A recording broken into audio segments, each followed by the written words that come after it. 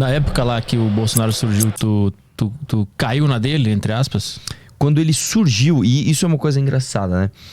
O Bolsonaro, na verdade, ele surgiu como uma força política, não como um político. O Bolsonaro surgiu como político há 30 anos atrás, né? Corporativista e tal, se elegeu para defender a corporação lá dos militares, não sei o quê, e ficou lá apoiando inclusive pautas do Lula, tá? Para se manter. Ele surgiu como força política depois de 2015. Né? Então já tinha tido o sentimento antissistema de 2013, que era o Gigante Acordou. Negócio meio sem pauta. Eu tô puto. Com o quê? Não sei, só sei que eu tô puto.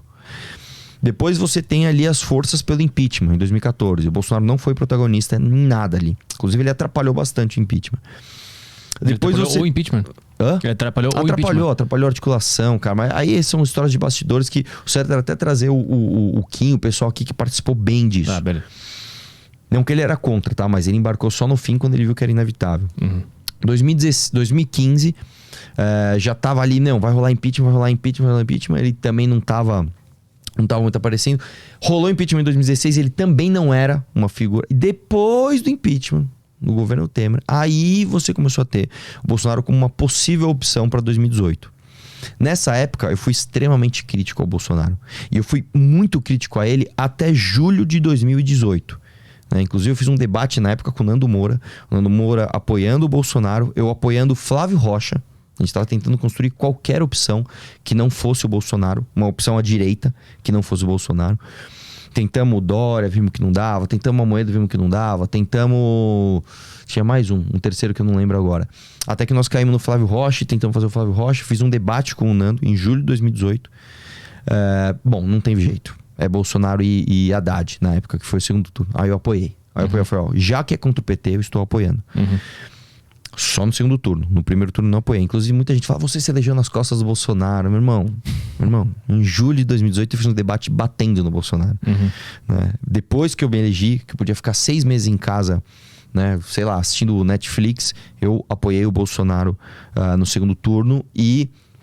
que foi a minha famosa foto com ele lá na casa dele e tal. Ele chamou a gente pra ir pra casa dele, fui eu. Na época um pessoal do Partido Novo, foi o Kim também, a gente foi na casa dele apoiar ele no segundo turno. E quando ele começou a fazer cagada forte, em maio de 2019, nós batemos de frente. Qual foi a primeira cagada aqui? A primeira cagada, na verdade, a gente tolerou, que foi a articulação da reforma da Previdência, né? O que aconteceu?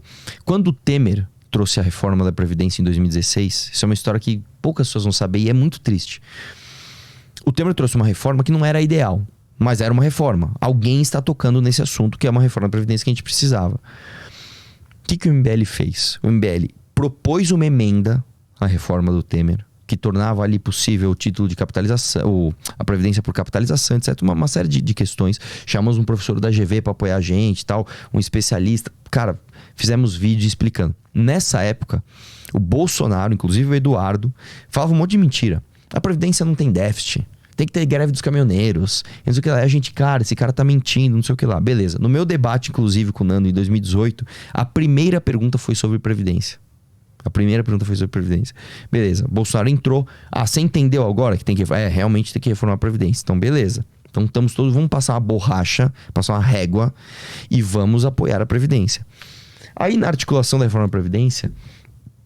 que o Rodrigo Maia, na época, tinha feito um excelente trabalho como presidente da Câmara, tinha articulado, deixar tudo pronto, o Bolsonaro começou a atrapalhar a própria reforma, cara. Ele começou a falar coisas do tipo, por mim nem reformava a Previdência. Caramba, bicho. Não, tem muita gordura ainda pra queimar. É como se eu fosse te vender um carro. Eu chego assim, meu carro custa, eu quero 50 mil. Mas, a roda não tá muito boa, o motor tá mais ou menos... Tem muita gordura ainda pra queimar. Você fala, bicho, que vendedor é esse? Né? Mas a gente tolerou. E por que tu acha que ele fez isso? Porque é burro. Porque ele não sabe o que ele tá fazendo. O Bolsonaro não tem a menor ideia do que é o reformar a Previdência. Ele não tem a menor ideia. Ele é realmente um tiozão do churrasco que caiu lá na presidência.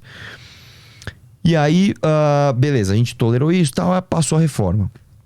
E aí, cara, quando teve uma articulação de uma manifestação de fato golpista, que começou, eu lembro até hoje, com uma página chamada Lobos Patriotas Brasil, uma manifestação para pedir o fechamento do Congresso e do STF, o Bolsonaro embarcou nisso. O Bolsonaro colocou toda a galera dele para apoiar. Isso foi em maio de 2019. E a gente falou, cara, isso aqui tá errado. Isso aqui tá errado. E ali, cara, a gente teve a primeira amostra de como o bolsonarismo age. Contar um bastidor pra você aqui.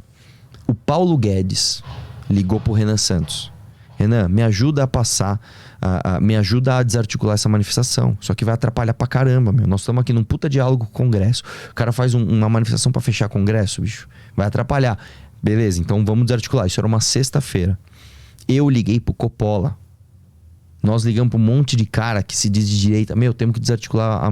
Não, vocês têm razão. Tem que desarticular, beleza, vamos desarticular, beleza. Isso foi uma sexta-feira. Aí o MBL fez uma live falando mal da manifestação. Olha, não pode, mano. Teve rage. Esses caras, teve hater. Vamos fazer o quê? Vamos fazer o contrário. Vamos apoiar a manifestação. E aí eles apoiaram. E eu lembro até hoje. Eu falei com o Caio Coppola no sábado de manhã. Ele falou pra mim, conta comigo aí pra desarticular isso daí. Na segunda de manhã ele tava no Morning Show. Quem é contra a manifestação é contra o Brasil. Não sei o que eu falei, mano. Mas era baseado no que essa manifestação aí? Essa manifestação, cara, como eu te falei, era uma manifestação a favor do governo, o que é um absurdo. O governo, no começo, fazer uma manifestação a favor do governo é pedir pra ser um governo de pressão. E não é assim que as coisas funcionam. E era uma manifestação que surgiu justamente pedindo o fechamento do Congresso do STF, o que é uma manifestação golpista e errada. E a gente falando, não façam isso. Aí pegou mal, falou, não, essa manifestação é aqui por outras coisas. E aí, engraçado que o Bolsonaro mesmo jogou tudo isso para debaixo do tapete. Pauta número 1, COAF com o Moro. Quem é que destruiu essa pauta? O próprio Bolsonaro. Manifestação da Lava Toga. Quem é que depois, anos depois, destruiu essa pauta Lava Toga? O próprio Flávio Bolsonaro. E tinha mais uma que eu não lembro. A COAF com o Moro. Tinha mais uma que eu não tô lembrando agora o que é. Se não me engano, era fim do foro privilegiado, que também o próprio Flávio depois votou a favor de aumentar o foro privilegiado. Então, assim, a gente viu isso antes de todo mundo. E a gente avisou e a gente apanhou. Depois, as pessoas foram vendo que isso era verdade, cara. Então, hoje, respondendo a tua pergunta inicial, isso adianta? Adianta, cara. Adianta, né? Você pega, por exemplo, o MBL em maio de 2019... Cara, a gente tava ferrado. A gente perdeu, tipo assim, o MBL perdeu 400 mil inscritos. Eu perdi 100 mil inscritos em um dia. Né? A gente tava realmente, cara, apanhando de todo mundo. E hoje não. Por ter criticado o Bolsonaro. Por ter criticado o Bolsonaro. E aí quando a gente viu que, cara, criticar o Bolsonaro é um negócio pesado, bicho. Não é um negócio fácil. A gente se reuniu e falou, o que a gente vai fazer? A gente vai abaixar a cabeça e ceder à pressão? Ou nós vamos pelo caminho mais difícil? Nós vamos pelo caminho mais difícil. E fomos pra frente. E aí, ao longo da jornada, outras pessoas entenderam que a gente tava fazendo certo e começaram a perceber que o Bolsonaro era uma fraude.